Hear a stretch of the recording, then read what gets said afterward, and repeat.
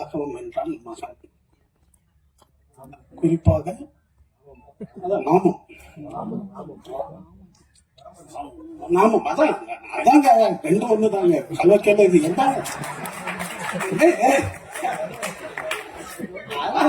எங்க ஊர்ல நாமும் சொல்லுவோம், ராமம் சொல்லியது என்னது, அதுக்கு அர்த்தம் அதான், புகழ் அல்லது பெயர். ராகவம்னா மகன், குறிப்பா ராகவனுடைய மகனை ராகவம் அப்படின்னு சொல்லுவாங்க. இது ஒரு இது.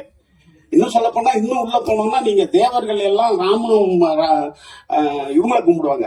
தேவர்கள் எல்லாம் நாமம் போட்ட கடவுள்களை கும்பிடுவாங்க, அசுரர்கள் எல்லாம் பட்டம் போட்ட கடவுளை கும்பிடுவாங்க. இதெல்லாம் அதுக்குள்ள இருக்கிற விஷயங்கள் நம்ம போக வேண்டாம். சரி, என்னன்னா இந்த அப்பா மகன் உறவு இல்லையா, நீங்க தாயா யார் வேணாலும் வாழ்ந்துடலாம். ஏன்னா நான் தாயின் வயது தான் என்னுடைய முதல் 10 மாதம். அதனால என்கிட்ட தாய்மை இருக்கும். என் முதல் வீடு என் அம்மாவுடைய கருவறை தான். அதனால எல்லா மனிதனுக்கும் தாய்மை இயற்கையிலே இருக்கும். அவனுக்கு 12-13 வயசு வரைக்கும் அவனுக்கு பெண் குரல் தான் இருக்கு. அதனால அவன் பெண்மையா தான் இருக்கான். அதனால ஒரு மனிதன் தாயை விரும்புவதோ தாயாக வாழ்வதோ என்றது இயற்கையிலே அவனுக்கு இருக்கு. ஆனா ஒரு தந்தையாக மாறுறது இருக்கு இல்லைங்களா, அது மாபெரும் தவம். அவ்வளவு சீக்கிரம் நீங்க அந்த கருணையான இடத்தை நீங்க அடையிறதுங்கிறது மிகப்பெரிய ஒரு தவம். அது குறிப்பாக உங்க முகம் 40 வயசு பிறகு உங்க தந்தை முகமா மாறும். நான் என்னுடைய அம்மா முகம் உள்ளவன். சின்ன வயசுல எங்க போனாலும் அமிர்தவல்லி பையனான்னு தான் கேட்பாங்க. ஏன்னா என் முகம் எங்க அம்மா முகமா தான் இருந்தது. அந்த 40 வயது போக போக என்ன வடிவேல் பையனான்னு கேட்க ஆரம்பிச்சுட்டாங்க. அப்ப அந்த 40 வயது பிறகு தந்தை முகம் மாறும் பாருங்க உங்களுக்கு. அது மாபெரும் ஒரு சொல்ல முடியாத ஒரு இது. அப்ப நீங்க சோஷல் சொல்ற மாதிரி ஒரு மனிதனுக்கு பெண்மை கலக்கும் போது அவன் தந்தையா மாற முடியும். அது வரைக்கும் தந்தையா தான் இருப்பான்.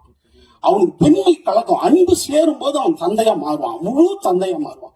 தந்தையினுடைய மிகச்சிறந்த விஷயம் என்னன்னா, எல்லா தந்தையும் தன் மகனிடம் தோக்கணும்னு நினைப்பான். இந்த உலகத்துல வேற எந்த கேரக்டராலும் அது முடியாது. எல்லா தந்தையும் தன் மகனிடம் தோக்கிறதுக்கு ஆசைப்படுவான். வேற யாருமே அதுக்கு ஆசைப்பட மாட்டாங்க. அதுதான் தந்தையினுடைய கேரக்டர். அதாவது தசரதன் சிறந்த மகனை பெற்ற தசரதனும் காட்டுக்கு போகும்போது அவ்வளவு வேதனைப்படுறான். தப்பான பசங்களை பெற்ற தருதராசனும் அவ்வளவு கஷ்டப்படுறான். ஏன்னா சஞ்சீவன் கிட்ட எப்படி போர் நடக்குதுன்னு கேட்டு தெரிஞ்சுக்கிட்டே இருக்கான். அப்ப வாழ்நாள் பூரா தந்தைகள் நல்ல பிள்ளைய பெற்றவனும் சரி, சுமாரான பிள்ளைய பெற்றவனும் சரி, தந்தைகள் கஷ்டப்பட்டுக்கிட்டே இருக்காங்க, தன் பிள்ளை ஜெயிச்சிட மாட்டானா அப்படின்ட்டு. ஆனா சில தந்தைகள் என்ன பண்ணிடுவாங்கன்னா, மாபெரும் வெற்றி அடைந்து மகன்களுக்கு தொல்லை கொடுத்துருவாங்க. தன் மகன் அவன் அளவுக்கு ஜெயிக்க முடியாது. பெரிய வெற்றி அடைந்த தந்தையினுடைய மகனுடைய சோகம் என்னன்னா, அவன் தந்தையை ஜெயிக்கவே முடியாத ஒரு காலகட்டமா இருக்கு. ஆனா ஜெயிக்கலாம், நல்ல பேர் எடுத்து ஜெயிக்கலாம். எப்படி ஒரு தந்தைக்கு இப்படி ஒரு மகன் அந்த பேரை கிடைக்காம சிறந்த வார்த்தைகள், சிறந்த பண்பு, சிறந்த சமுதாய துண்டு இப்படி செஞ்சு மிகச்சிறந்த பேர் எடுக்கலாம்.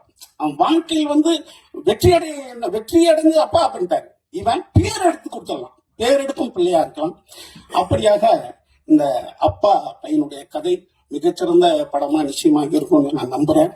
குறிப்பா காந்தி சுயசரிதை எழுத சொல்றாங்க. காந்திய அவர் என்ன சொல்றாரு, தெற்காசியாவில இது வரைக்கும் சுயசரிதை யாருமே எழுதல, நான் தான் எழுதணும். ஆனா இந்த சுயசரிதை என்பது என்ன அப்படின்னு காந்தி முன்னோர்கள் எழுதுறாரு. தன் புகழை பாடுவது. ஒரு சுயசரிதையில என்ன இருக்கும்னா, நான் அதை பண்ணேன், இதை கிழிச்சேன், அதை பண்ணேன், இதை பண்ணேன்றதுதான் சுயசரிதை.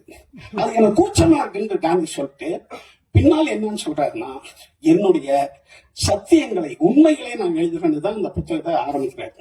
அதுல ஒரு அற்புதமான காட்சி இருக்குங்க. இது வரைக்கும் நீங்க சத்திய சோதனையை ரொம்ப சீரியஸான புக்குன்னு நினைப்பீங்க. அது ரொம்ப காமெடி புக்கு, ரொம்ப ஹியூமரா தான் காந்தி எழுதியிருப்பாரு. நகைச்சுவையினுடைய உச்சமா அதுல ரொம்ப மனசை வரணும் ஒரு காட்சி இருக்கு, தந்தை மகன் காட்சி. காந்திக்கு 14 வயசு இருக்கு. அவர் நிறைய சின்ன சின்ன தவறுகள் பண்ண ஆரம்பிப்பாரு. பீடி அவருக்கு தெரியும், அவங்க அப்பாவுக்கு தெரியாம குடிப்பாரு. புலால், அதாவது அவங்க வைஷ்ணவரா இருக்கிறதால அவங்க நான்வெஜ் சாப்பிடுவாரு, தெரியாம நான்வெஜ் சாப்பிடுவாரு. அப்புறம் திருடுவாரு. இந்த மாதிரி நிறைய விஷயம் பண்ணிட்டு இருப்பாரு.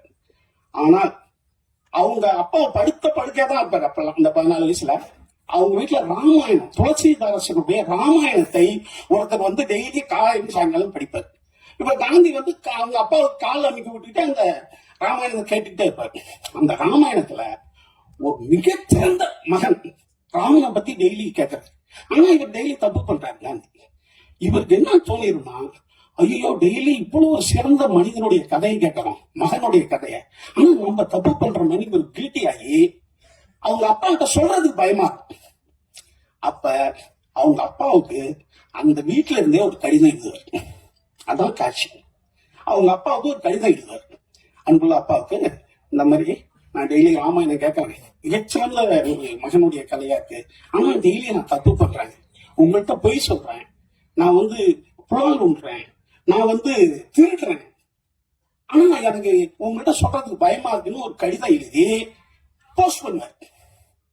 போஸ்ட் பண்ணா ஒரு நாள் கழிச்சு அவங்க அப்பாவுக்கு அந்த கடிதம் வரும்.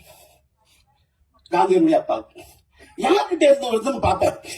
பார்த்தா காந்தி மோகன்தாஸ் கரம்சந்த் காந்தி பையன்கிட்ட என்ன வீட்டுல இருந்து எதுக்கு நம்ம கிட்ட கடிதம் எழுதிருக்கான்ட்டு அத படிக்கிறதுக்கு முன்னாடி அவனை கூப்பிடுவார் காந்திய. 14 வயசு பையன் அந்த ரூம்ல வந்து நிற்பான். இப்ப அவன் எதற்கு அந்த லெட்டரை பிரிச்சு காந்தியினுடைய அப்பா அதை அப்படியே மனசுக்குள்ள படிப்பார். அவன் மூளையில் நின்றுட்டே இருப்பான் காந்தி. அப்படியே படிச்சுக்கிட்டே இருக்கிறவரு இப்ப காந்திக்கு என்னன்னா, இந்த தவறெல்லாம் நம்ம எழுதிட்டோம், அப்பா கூப்பிட்டு நம்மளை அடிக்க போறாருன்றதுதான் அவருடைய எண்ணமா இருக்கும். ஆனா அந்த கடிதத்தை படிக்க படிக்க காந்தியோட அப்பா கண்ணீர்ல தண்ணி வந்துகிட்டே இருக்கும். அழுதுகிட்டே படிப்பாங்க.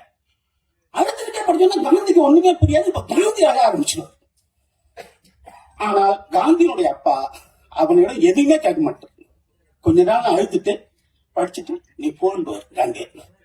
இப்ப காந்தி அவருடைய வாழ்க்கை வரலாறு எழுதுறாரு, நான் அகிம்சை தான் சிறந்த ஆயுதம்ட்டு நான் எங்கெங்கயோ கண்டுபிடிச்சேன்னு நீங்க நினைக்காதீங்க. இந்த இடம் தான் அகிம்சை நான் கண்டுபிடிச்ச இடம். என்னுடைய தந்தையினுடைய கண்ணீர் தான் இந்த காந்தியை ஒரு மிகச்சிறந்த அகிம்சைவாதியாக மாற்றியதுன்னு அந்த இடத்துல எழுதுறாரு. அப்ப தந்தையினுடைய கண்ணீர் என்பது சாதாரண விஷயம் கிடையாது. நீங்க எப்ப அழுதுங்க, ஒரு கண்ணீர் புறக்கணிக்கப்படும் போது ஒரு தாய் மரணம் அடைகிறான்றான்.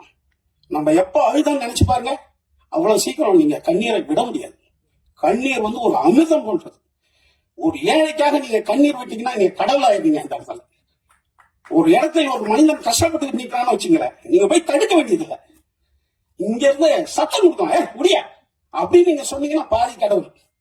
சரி, சத்தம் போடுறதுக்கு உங்களுக்கு பயமா இருக்காங்க, உங்களை வந்து அடிப்பான். மனசால் நினைக்க இந்த இடம் நல்லா சரியாயிடணும்ட்டு கால் கடவுள். நீங்க போய் இறங்கி தடுத்துட்டீங்கன்னா முழு கடவுள்.